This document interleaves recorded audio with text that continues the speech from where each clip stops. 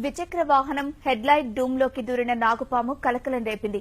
హైదరాబాద్ నుంచి శ్రీశైలం మల్లన్న దర్శనానికి ఇద్దరు భక్తులు బయలుదేరి వెళ్లారు.